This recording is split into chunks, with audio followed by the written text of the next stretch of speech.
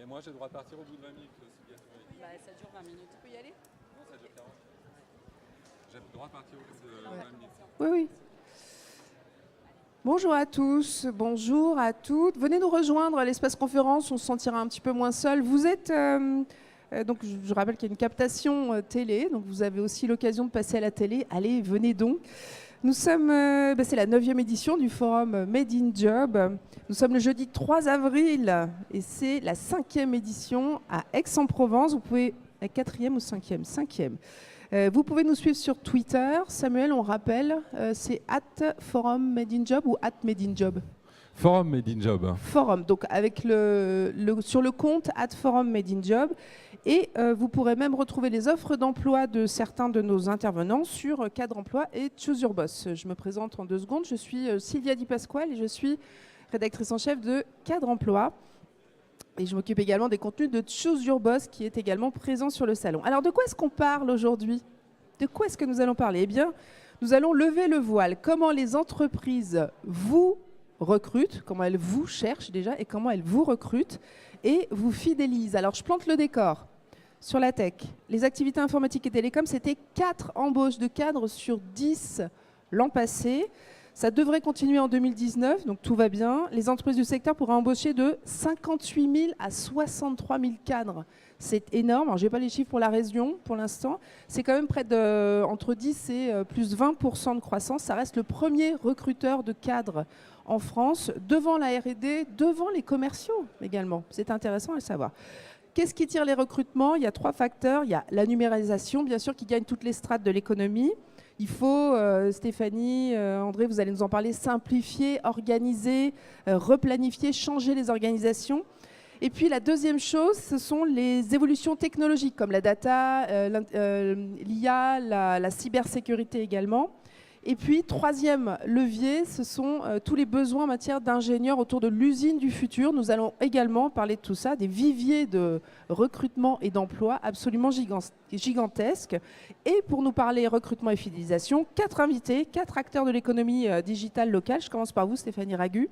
Bonjour. Alors, vous êtes représentante des femmes du numérique. Prenez un micro. Représentante des femmes du numérique et du Syntec numérique. Également aujourd'hui, il y a de la place pour les femmes dans la tech. Il y a de la place pour les femmes dans la tech, on va le redire plusieurs fois aujourd'hui. Vous donnez de la voix justement pour convaincre les femmes de ne pas laisser les hommes bâtir la société du futur tout seuls. Parce que les objets connectés qui sont conçus que par des hommes, parfois il y a des ratés. Je vous donne la parole dans 2 secondes. André Jeannereau, président de Made in Soft, l'association qui organise ce forum emploi et qui anime le programme Aix-Marseille French Tech.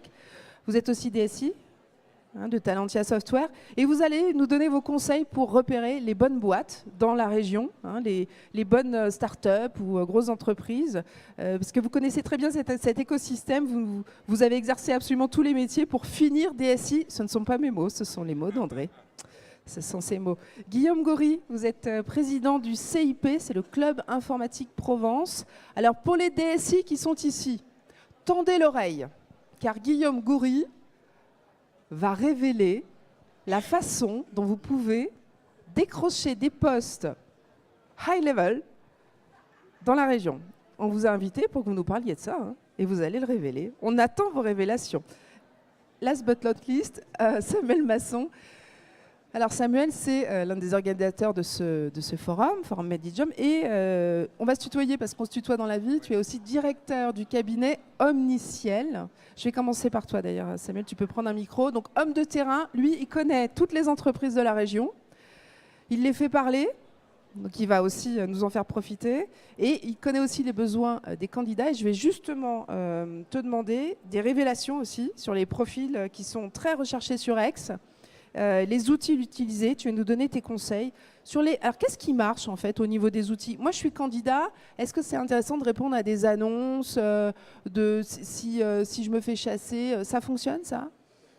Alors, je vais répondre à ta question. Je rebondis sur effectivement les chiffres. C'est 50 000 emplois dans le département du côté de tout l'écosystème de prestataires et 80 000 emplois si on compte les effectifs effectivement au sein des DSI, des différents groupes. Donc c'est énorme. Et c'est 1500 créations nettes d'emplois sur le département, donc sur cette métropole d'Aix-Marseille. On parle beaucoup de pénurie de candidats, Samuel. Il n'y aurait pas assez de candidats pour tous ces emplois. Qu'est-ce que tu en penses? On parle de pénurie des talents dans tous les pays effectivement occidentaux développés, même effectivement sur des plateformes telles que l'Inde, tous les pays effectivement qui travaillent dans la tech. Donc il s'agit en tout cas de former plus de personnes à ces métiers, d'attirer des talents, de révéler effectivement des personnes qui pourraient avoir la vocation de rejoindre ces équipes IT et digitales. Pour la question des annonces, finalement, le métier de recruteur s'est professionnalisé ces dernières années. Et c'est tant mieux, parce que les candidats sont au centre de tout et finalement sont des clients à part entière, comme effectivement les entreprises. Donc ils sont nombreux à être ici. Ouais. Il y a d'ailleurs un des moyens éventuellement de postuler un job, c'est d'être présent sur les forums Made in Job. Donc on attend 700 personnes effectivement aujourd'hui. Il y a 520 CDI proposés. Et c'est là qu'on voit qu'il y a peut-être d'ailleurs pénurie, puisqu'on propose 521 CDI dans une journée. Et on sait qu'on va avoir 700 candidats. Donc oui. Sur les annonces, bien évidemment, ça fonctionne. Nous, on parle, on va se poser la question dans le sens inverse. C'est-à-dire qu'avec un de nos 120 clients, où les exposants qui travaillent, qui sont présents ici, qui travaillent aussi sur leur marque employeur, sur un certain nombre d'items, pour effectivement attirer les talents ou générer des vocations pour rejoindre leurs équipes. Parce qu'aujourd'hui, on commence à prendre des gens qui ne sont pas de cursus technique, oui, qu'on va effectivement former au sein des entreprises pour les intégrer dans les différentes problématiques. Donc si on reste sur les outils... Sur les annonces, bien sûr, ça fonctionne avec du Choose You Boss, d'ailleurs qui a inversé la relation, cet outil qui est de votre groupe, a renversé la relation et c'est bien le candidat effectivement ouais, qui exprime son besoin. C'est la séquence auto-promo, voilà, c'est pas très long. Il y a bien évidemment cadre emploi, donc on a une quinzaine effectivement, on va dire, d'acteurs sur ce secteur. On va avoir des sites aussi, l'APEC est partenaire, est présent ici, les sites de l'APEC, les sites de Pôle emploi, c'est ce qu'on appelle effectivement les job boards. Ensuite, on peut mettre son CV ouais, dans un des job boards et là on va aller chercher, effectivement, le recruteur va aller chercher dans les bases de données le candidat adapté. Donc surtout, vous préparez vos questions. Si vous avez des questions sur les outils, on les prendra à la fin. Donc les annonces, on a dit que ça marchait. Les réseaux sociaux. Les réseaux sociaux, essentiels, stratégiques. Ça a complètement changé d'ailleurs notre métier. Alors on parle de chasseur de tête pour le métier effectivement du recrutement. C'est une réalité. Donc c'est comment on va aller chercher effectivement une personne à un endroit. Donc il s'agit de définir en amont effectivement le besoin. Donc c'est un cahier des charges qui peut être plus ou moins rapidement fait parce que des fois le besoin est très pressant et de se dire quel est le candidat finalement cible, comment je vais lui parler et où est-ce que je vais aller le chercher parce qu'il s'agit d'aller chercher le candidat dans un monde qui est plutôt pénurique. Ouais. Et on trouve toujours les collaborateurs. Et du côté candidat, en fait, les réseaux sociaux sont super utiles aussi pour vous, pour repérer les discours de marque employeur. C'est-à-dire, voilà, il y a des boîtes qui cherchent des candidats très autonomes, qui cherchent des candidats avec des soft skills très particuliers. On va en parler dans une prochaine conférence. Bah, c'est là-dessus que vous pouvez les repérer. En revanche, après je te relaisse la parole, on est deux bavards, c'est dur. L'APEC précise que le canal prioritaire de recrutement aujourd'hui, ça reste les annonces. Alors c'est un paradoxe parce que tout le monde va sur les réseaux sociaux, mais les annonces restent le premier canal de recrutement. Alors ça reste sur certains métiers peut-être moins pénurique, c'est-à-dire qu'on ne peut pas se passer effectivement de stratégie mixte. C'est comme ça qu'on appelle effectivement une recherche où on associe différentes façons de travailler. On parle d'ailleurs stratégie effectivement marketing. La revue personnelle de la NDRH qui est partenaire titre ce mois-ci sur le fait qu'aujourd'hui, pourquoi pas dans les entreprises, la cellule acquisition des talents, donc recruteurs, on va peut-être les associer plus au marketing finalement qu'à la DRH. Pourquoi? Parce qu'on est vraiment sur des enjeux effectivement de marketing et il y a un vrai savoir-faire à acquérir. Pour les réseaux sociaux, LinkedIn, Viadeo, bien sûr, Facebook, on commence à recruter sur Facebook aujourd'hui, Twitter, bien évidemment, tous les réseaux sociaux fonctionnent. Donc le conseil, c'est faites feu de tout bois. Il n'y a pas que les réseaux sociaux, il n'y a pas que les annonces. Il y a effectivement aussi, on l'a vu, donc le forum. Bravo d'être là ce matin. La vraie vie, c'est bien aussi. La vraie vie, c'est ultra important. Un recrutement sans avoir vu la personne, c'est pas possible. Il faut qu'il y ait une rencontre. Après, les gens vont travailler ensemble au quotidien. Ok. Alors, André, je vous passe la parole parce que je pense que vous avez aussi des conseils à donner justement à toutes ces personnes qui peuvent chercher un emploi ou un job dans la tech. est-ce que dans l'écosystème Aixois ou Aix-Marseille, vous pouvez nous dire quelles sont les entreprises particulièrement intéressantes à démarcher aujourd'hui? Alors évidemment, vous n'allez pas vouloir me donner de nom parce que vous représentez un syndicat, c'est normal, hein, bah oui, forcément, quoi. Un cluster, carrément. Mais moi, je pense que vous avez quand même des petits tips, là, des petits conseils à nous donner sur comment je fais pour repérer une bonne boîte. Alors bonjour à tous et à toutes. D'abord, toutes mes félicitations parce que vous avez aujourd'hui plus de 40 belles entreprises qui recrutent et qui sont présentes. Et je vous invite à franchir le cap, d'aller les rencontrer spontanément pour regarder les postes qu'elles proposent. Maintenant, effectivement, on a la chance sur ce territoire d'avoir un écosystème très dynamique. Et si vous surveillez la presse, les réseaux sociaux et que vous regardez, très vite, vous allez voir des entreprises qui émergent. Vous avez sur Marseille une entreprise qui s'appelle Jaguar Network, qui est une superbe entreprise dans le domaine technique, dans le domaine de la sécurité, dans le domaine des réseaux, des data centers. Et qui recrute? Et qui recrute. Vous avez sur Aix une entreprise qui s'appelle Voyage Privé, qui est dans le tourisme, qui va faire appel à des compétences à la fois du tourisme, d'organisation de voyage et du technique. Et donc, c'est d'autres profils. Vous avez Allo Pneus qui recrute. Donc, vous avez des belles entreprises qui sont sur ce territoire. Vous avez des entreprises comme Software Medical qui a son centre de développement sur la région. Talentia, que je connais bien, qui a son centre de développement également sur la région. Vous avez CMA, CGM, qui a un très grand centre de production informatique. Donc de très belles entreprises qui recrutent et il faut aller au contact, il faut faire de la candidature spontanée, même si vous n'avez pas de réponse. On vous ferme la porte, passez par la fenêtre, passez par les réseaux sociaux. Il y a forcément un contact qui va être intéressant pour vous. Et Innovacom, qui est une très belle entreprise qui connaît un beau parcours aux côtés d'Orange, recrute également. Donc vous avez des belles entreprises qui recrutent. Et si ça ne marche pas à Aix, revenez à Marseille. Voilà. C'est bientôt. Stéphanie, 11% de femmes dans le digital. Alors, Ça- non, Ah. 11% de femmes si on retire les services support, c'est-à-dire tous les services 11% internes. de femmes, ça 11% de femmes actives. Ouais, effectivement. Ouais. Donc c'est Les stats peu, c'est nationales, peu. c'est 26%.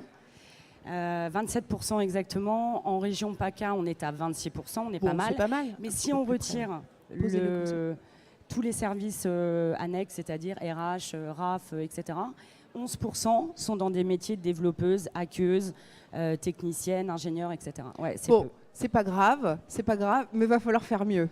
Donc on va essayer de vous... Pour celles qui sont là, je pense que c'est déjà une conviction de vouloir venir dans ce secteur. On va pas se voiler la face. C'est pas simple. Mais alors est-ce que c'est pas simple parce que les femmes ne veulent pas y aller ou parce que les entreprises ne veulent pas recruter des femmes? Les entreprises de la tech veulent pas recruter des femmes. C'est la faute à qui, Stéphanie? Alors, en fait, ce qui se passe, c'est qu'arrivées au lycée, ces jeunes femmes partent vers des filières plutôt biodiversité, environnementale, etc. et pas trop dans les filières du digital. Donc aujourd'hui, effectivement, comme le disait André, on est dans un écosystème très riche en termes d'information. Du coup, pour moi, il y a un manque de curiosité aussi dans ces métiers-là. On a des nouveaux métiers, community management, des métiers dans la RGPD sur de la qualité, où, comme nous, dans nos secteurs d'activité, on est en pénurie de candidats, il faut impérativement qu'elles viennent. Et on a également des formations courtes dans la région, de 6 mois à 8 mois, que ce soit par la PEC, que ce soit par OpenBiz, que ce soit par que ce soit par Simplon également, où elles peuvent École de la venir deuxième sur des chance. formations courtes nous voir. Ok. Voilà. Pourquoi, Stéphanie, c'est vital que les femmes y soient? Parce qu'après tout, il y a plein d'autres secteurs. Parce que je vous rappelle juste qu'aujourd'hui, il y a quand même des lois sur la parité en entreprise, notamment la dernière loi du 5 septembre 2018, où les entreprises sont contrôlées pour avoir cette parité, et un peu comme l'handicap il y a quelques années, et du coup, on est loin des stats. Et il faut mettre des plans d'action. Alors moi, je prône tout ce qui est parrainage, marrainage, donc du mentoring en société. Développez votre réseau, allez voir les décideurs, soyez curieux. Et Et je ça- suis pilote parce que je suis quand même chef d'entreprise également. Ouais. J'ai 100 personnes dans une ESN sur Aix.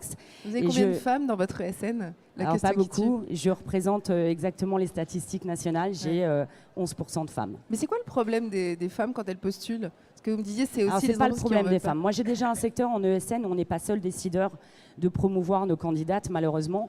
On passe par des clients. Voilà. Donc le client final est quand même décideur entre une femme et un homme. On arrive toujours dans le stéréotype à briser la glace Ouais. des petits garçons qui jouent avec une Mm. voiture et la petite fille avec la poupée. Donc il faut briser ces stéréotypes, Ouais. mais dès le collège. Donc Mm. on intervient aujourd'hui dans des collèges, dans des lycées. On n'est plus du Bon. tout... Pour les convaincre. Ouais. absolument. Et donc, on a bien retenu, hein, la loi va peut-être vous aider, puisque certaines entreprises ont besoin d'avoir plus de femmes, sinon elles vont payer des pénalités. Donc, allez-y les filles. Exactement. Et juste une dernière chose quand même, en quoi c'est, quand on conçoit un objet, après tout, un cerveau masculin et un cerveau féminin, c'est pareil? C'est exactement pareil. Ce sont tous les nouveaux métiers de la digitalisation, comme l'e-santé, comme l'éducation nationale, les langues. Bien évidemment qu'il y a 8000 métiers qui vont arriver d'ici 2 ans.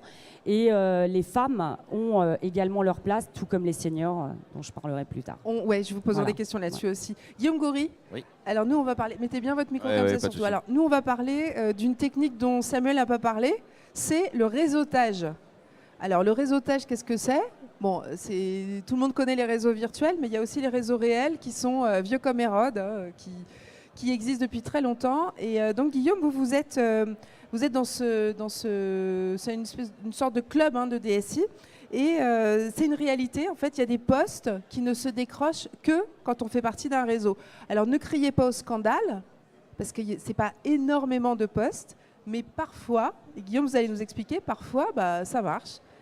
Oui, alors effectivement, sur le recrutement des postes, surtout à forte compétence et au niveau de rémunération et de fonction, on arrive, grâce au réseau, à avoir certaines facilités, en tout cas pour le recrutement de ces postes-là, parce que effectivement, c'est des gens qui discutent entre eux. Nous, on a effectivement un club de DSI et où la majorité des DSI de la région sont représentés dans ce club-là. Donc DSI, directeur des systèmes d'information, comme ça qu'on Exactement. les appelle. C'est un autre nom aussi, peut-être, le poste Alors il y en a plein. CIO, c'est pour la CIO. version anglaise. Ouais. DOSI pour la version avec organisation.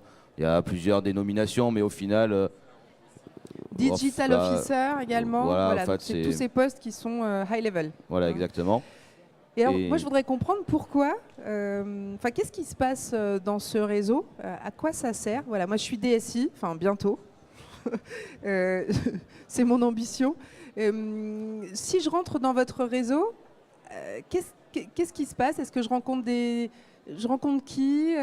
Quel service on peut se rendre, etc. Dites-nous un petit peu la vie du CIP.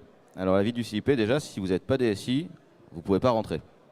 Ah ouais. Déjà, voilà. Donc, Donc, C'est comme la NDRH. c'est- voilà, Ouais. c'est ça en fait. Ok, C'est- il faut montrer patte blanche. Il faut C'est des déjà être clubs à ce niveau-là. de personnes qui sont déjà sur des fonctions de alors DSI, RSI, RSSI.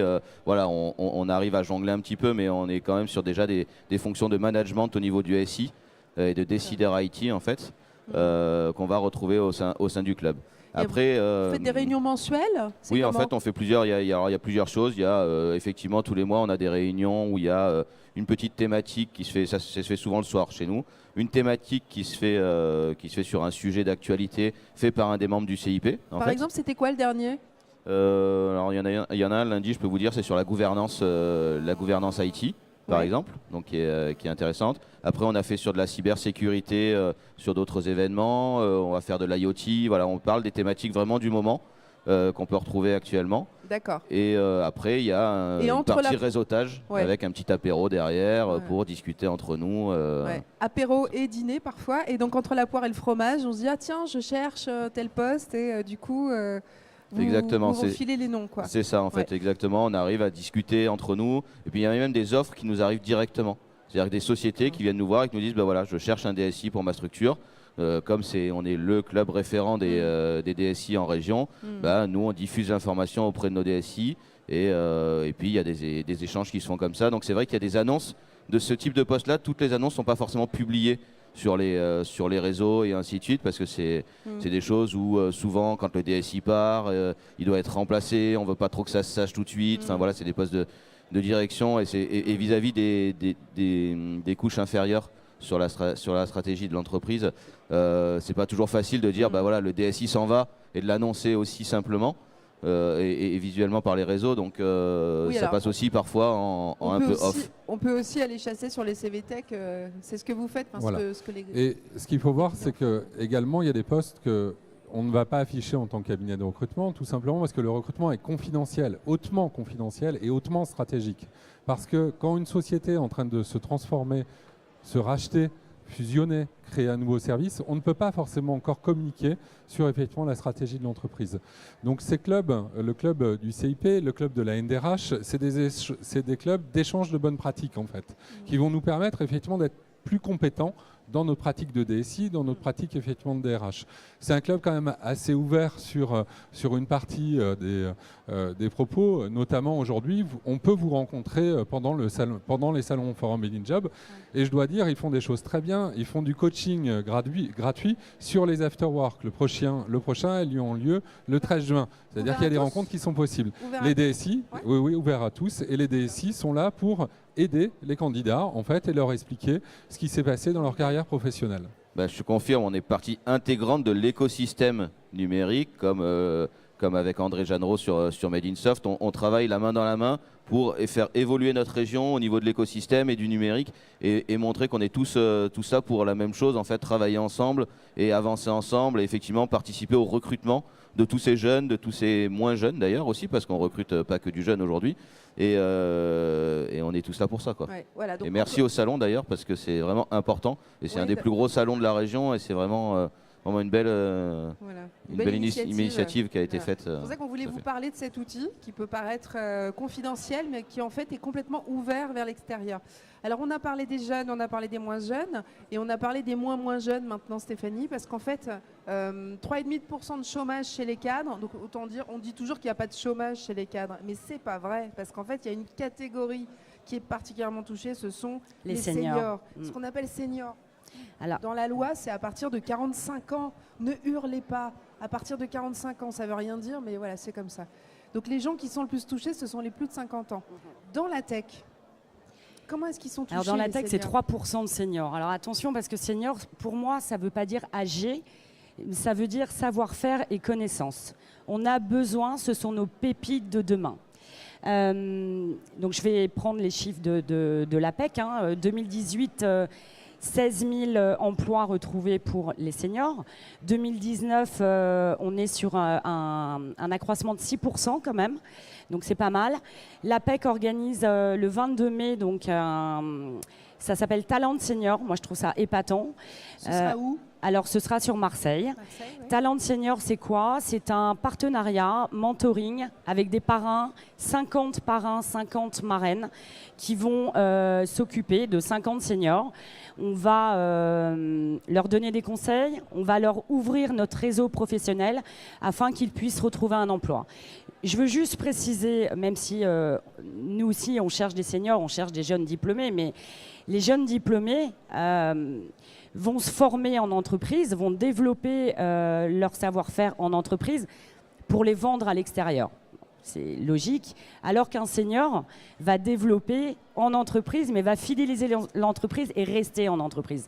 Donc, la France est un pays qui est très en recul par rapport à notre regard sur les seniors, et il faut changer ça aussi.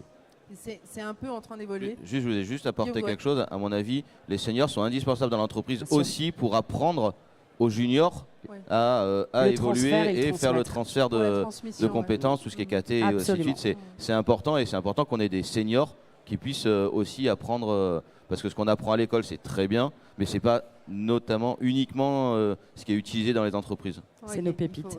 Voilà. Merci Guillaume, merci Stéphanie. Alors, on a parlé des recrutements dans une première partie. Simplement 5 minutes sur la façon dont les entreprises vous fidélisent. Parce que figurez-vous que la tech, c'est quand même un des secteurs qui fait le plus d'efforts sur les avantages qu'ils peuvent vous offrir. Et Samuel, je voulais te repasser la parole justement sur la façon dont on chouchoute un peu les candidats, enfin les candidats, non, les salariés une fois qu'ils sont rentrés.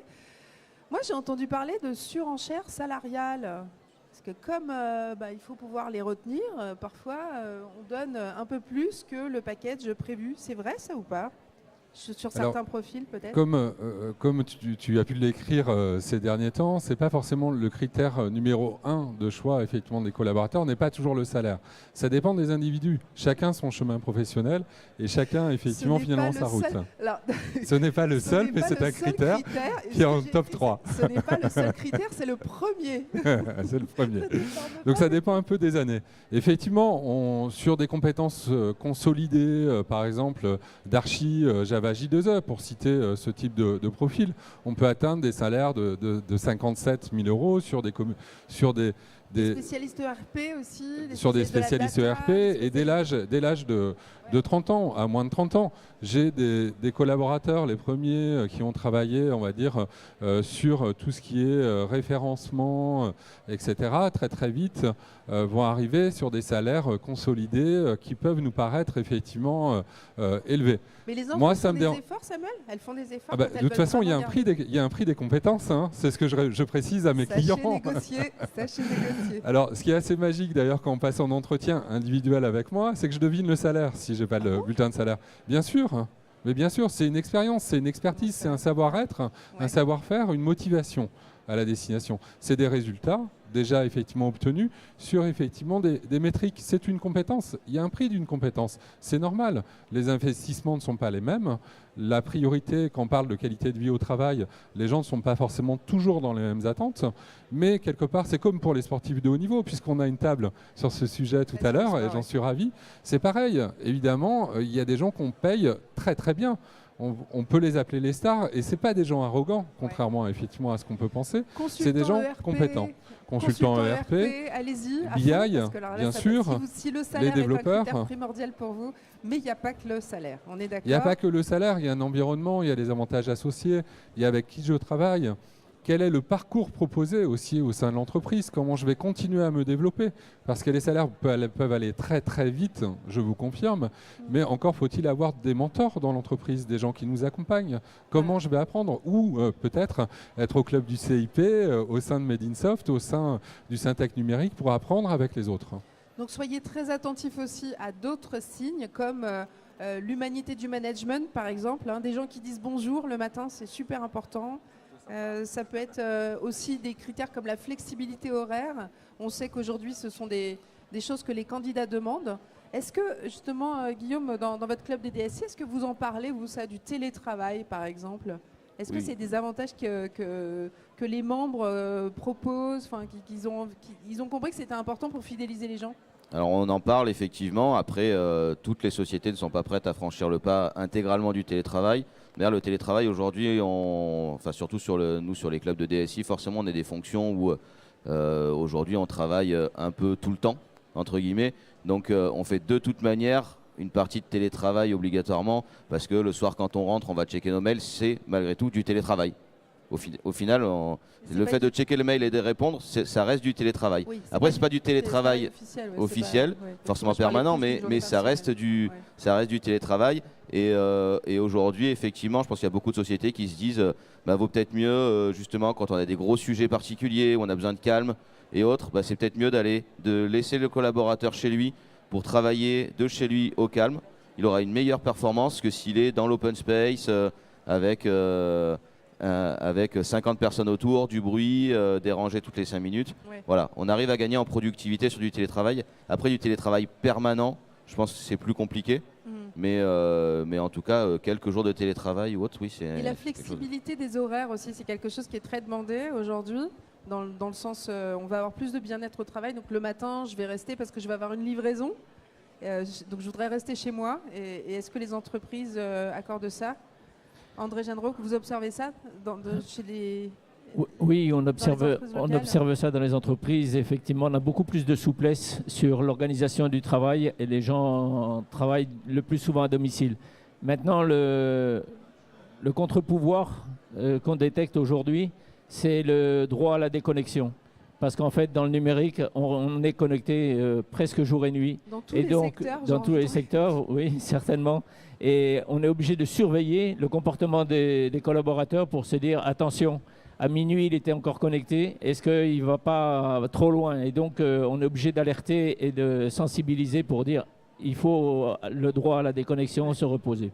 André, est-ce que la tech, la French Tech, a pris conscience du besoin en formation que les salariés ont quand ils rentrent dans une boîte? Ça fait partie des facteurs de fidélisation. La formation, ça va être le nerf de la, enfin c'est le nerf de la guerre aujourd'hui, mais ça va l'être aussi demain parce qu'il y a des métiers qui n'existent même pas et auxquels il va falloir se former. Est-ce que les entreprises ont pris conscience de ça? Alors, les entreprises ont pris conscience des besoins en formation. Elles l'ont pris par rapport aux différentes populations. C'est-à-dire que quand on s'adresse à des jeunes qui ont adopté tous les outils du numérique, qui ont adopté toutes les connaissances ou autres, l'expérience qu'il leur manque va faire l'objet d'un accompagnement par un tuteur pour adopter la connaissance fonctionnelle et l'expérience lui permettant de pleinement réussir dans son métier. Par contre, à l'inverse, vous avez des chefs comptables, des responsables RH qui, eux, n'ont pas forcément adopté les outils du numérique. Mais ils ont l'expérience, ils ont la connaissance, ils ont l'expertise. Et quand ils se retrouvent sur le marché du travail, ils n'ont pas fait l'effort de se former sur les nouveaux outils du numérique. Et c'est là qu'il faut aller les chercher, leur dire, tu peux retrouver la confiance, tu peux retrouver un poste, accepte d'adopter les outils du numérique. Et à ce moment-là, tu vas avoir une vraie valeur sur le marché pour aller faire du consulting, pour aller accompagner des startups et les aider à grandir dans le domaine social, fiscal et bien d'autres secteurs. C'est vrai. Stéphanie,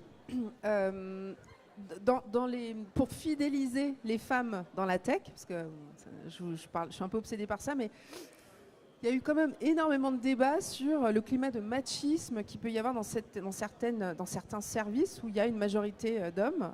Donc évidemment, il faut rééquilibrer, mais c'est comment à Aix? Est-ce que c'est difficile? Enfin, est-ce qu'il y a du machisme comme ça? Est-ce que les femmes ne restent pas justement à cause de ça? Non, ne restent pas, c'est pas 100%, c'est sûr. Elles partent dès le lycée sur d'autres filières, on en a parlé. Aujourd'hui, il y a plein d'associations comme Révèle, Jamais Elle, où on en fait partie. On est des femmes pilotes pour les autres qui souhaitent venir dans les métiers de la digitalisation. Mais ce que je constate par contre depuis 2 ans, grâce à des associations comme Medinsoft ou le CIP, ça nous est beaucoup plus ouvert. C'est-à-dire qu'on nous intègre plus facilement. Il y a les lois, il y a eu la loi aussi Copé-Zimmermann qui demande en conseil d'administration d'avoir 40% de femmes depuis 2011. Donc tout ça, ça nous aide. Malheureusement, ça ne s'est pas fait naturellement, mais ça s'est fait grâce aux associations, grâce aux mairies, grâce aux villes qui nous ont mis en avant pour qu'on puisse attirer les femmes dans le numérique et surtout développer cette parité qui aujourd'hui est quasi nulle, quoi.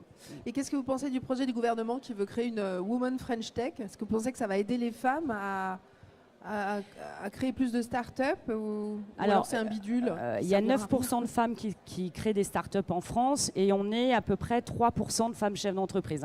Ouais. Donc recréer quelque chose, moi j'y crois pas trop. Il faut déjà se baser sur l'existant, sur les fondements qu'il y a aujourd'hui, se développer avec nos pilotes masculins également et qu'ils nous aident à se développer avant de refaire autre chose. Mais ça, c'est mon avis. Parce qu'on rappelle, c'est pas contre les hommes, mais avec les hommes. Absolument. Bien entendu.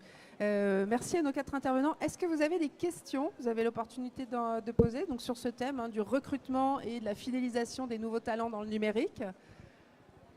On a des micros qu'on peut faire circuler. Vous avez des questions particulières? Sinon, vous pouvez venir voir nos intervenants après, bien entendu. Ok, on a été complet, mesdames, messieurs. Merci infiniment. Merci Sylvia. Merci.